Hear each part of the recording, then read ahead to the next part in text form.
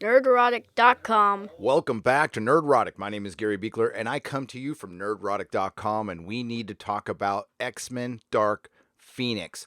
Are they trying to make it the next Captain Marvel in desperation because nobody's going to watch this film? It looks like a giant turd, and we will get to that in just a second. But first, I would like to acknowledge that we just hit 100,000 subscribers. So thank you so much for everybody who's jumped on board here. We're all in this together. We're trying to bring some sanity back to the world, trying to bring things back into the middle. And believe it or not, it's been an uphill battle.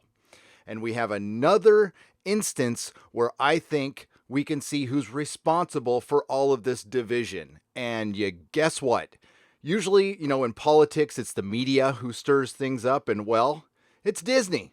It's Disney. Disney's marketing for Captain Marvel, it is my belief, was meant to be divisive, was meant to stir the pot, get YouTubers talking about it because the movie was boring trash.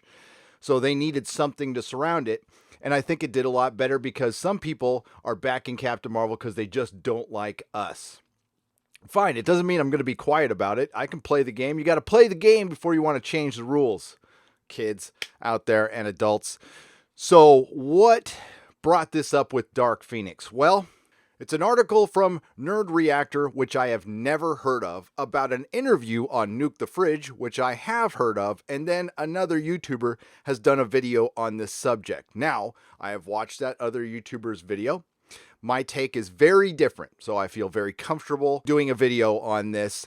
Marvel producer Victoria Alonso on X-Men name. I think it's outdated. Now, I'm not going to read you the article because it just repeats what's in the interview. So my take on this is Victoria Alonso might be the answer to our question is what is behind all the recent wokeness with Marvel? Now, she has been with them since the beginning. She's quite the executive producer, and she's partially responsible for the great MCU, the mostly 90% brilliant MCU. So props to Victoria for that. Absolutely wonderful. Great job. But the recent wokeness, which is completely superficial, and no, Disney doesn't really care about your gender or your skin color. The only color they care about is green. We all know that. But they are behind a lot of the divisiveness that has been going on recently in the MCU. And maybe it goes deeper with other stuff. But let's talk about the X-Men. The X-Men.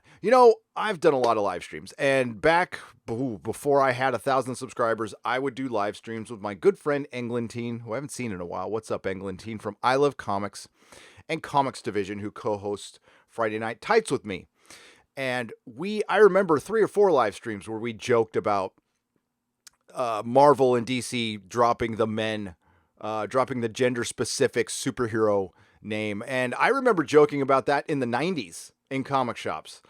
And it looks like this is being considered. And the other YouTuber did not bring this up. I'll bring it up. I have no problem bringing it up. It's being considered.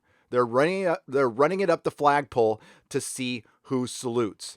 Now, why would you hear something in an interview and then in a clip that were basically the same thing? One was a written dialogue for a fictional story, and the other one was an interview. Now, there's one of 2 reasons for that, or, as the case, it's probably both. She's a producer. She doesn't have a ton of human depth. I mean, Hollywood producers, come on. So she's just repeating things that she's heard in her movie to try to sell her movie. All right. And then there's agenda. And then there's, hey, let's see how the fandom likes this. Let's run this up here. So I'm going to show you the interview, and then I'm going to show you a still of the clip. I do not do clips here. I do not like getting copyright strikes. You can, I'll link the clip so you can take a look at it, but I'll show you the clip with the closed caption just so you get the idea. So here we go. So you guys have a lot of toys to play with now in the future, including the X-Men, right? Yes. Could you, of course you can't tell me much, but can you give me a little hint of what the future is coming? Where's the future going and the excitement? I don't know where the future is going. It's funny that people call it the X-Men. There's a lot of female superheroes in that X-Men group, so I think it's outdated. I don't know where it's going to go. We'll see. They just now have joined. They actually have a movie coming out very soon, which is under that banner as their last film. So we'll see what what time will tell. I'm sure many of you have seen the clip. It will be linked in the description. By the way, the women are always saving the men around here. You might want to think about changing the name to XWomen. Some Disney workers, I believe the ones that work at the theme parks, are called Imagineers. Well, I think there's a new title at Disney, and it's called Social Imagineers. They are trying to change our language, use Disney as a political platform. Why? To make money and to exact the change that they want. Disney has become so big now, they want to run the canon of reality, in my opinion. And I think these people believe they are so influential, and it's hard to argue these days, using superheroes. You know, those things that we hardcore fans made popular by reading a ton of comics, mostly men.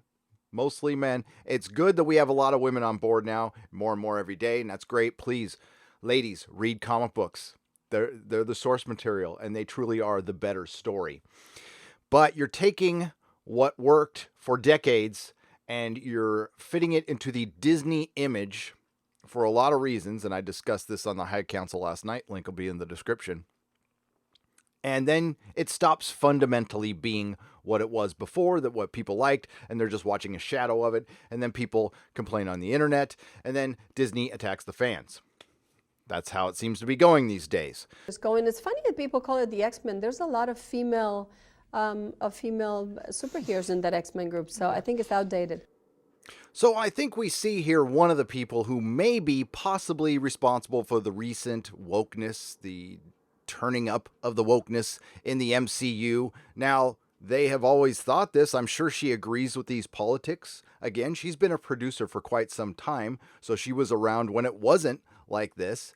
And of course, I think a lot of people just feel more free to talk about it these days and not worry about any consequences because, again, Captain Marvel made $1 billion, but the consequences are going to come down the line, the long-term effect on the MCU. Again, I will bring up that the fans seem to be the only ones concerned about the legacy of these superheroes because we want to continue enjoying them and giving you money 10 years from now, 20 years from now. But you don't seem really interested in that. You seem mostly interested in alienating us. The XMen is a title of a team. That's it. It's the title of the book. You're really not supposed to look at it much further than that. And if you change the name, which I can totally see them doing to something like X Factor, X Force, it's not going to be the same. It's just not going to be the same. But it already isn't the same. I cringe at the thought of Disney getting their hands on the X-Men. Fox, it seemed like they figured it out for a couple years, and then, well, I blame Bryan Singer and partially Laura Schuler Donner. And I love her husband, and she's been great, but some of the responsibility has to be with them. They clearly weren't into this Dark Phoenix film, and it looks like Disney interfered with some reshoots, and that's why it has a 21% from the critics on the tomato meter. I went to go buy tickets last night while I was on the High Council Live on a preview night here in the fourth largest media market in the country, the San Francisco Bay Area, in a theater in San Francisco. 16 tickets had sold. 16 tickets had sold as of 8 p.m. Pacific time last night. Now, let's go take a look at how many have sold now. Time of recording, 11:03 a.m., June 5th, 2019. Again, in the fourth largest media market in the United States of America, the San Francisco Bay Area. This show opens tomorrow. It is a Marvel film. It is an X-Men film, and 24 tickets have sold. And it starts in just over 24 hours. This is the earliest possible time to see this film and the best possible time, 7 p.m. Pacific time. Don't think it's going to sell out.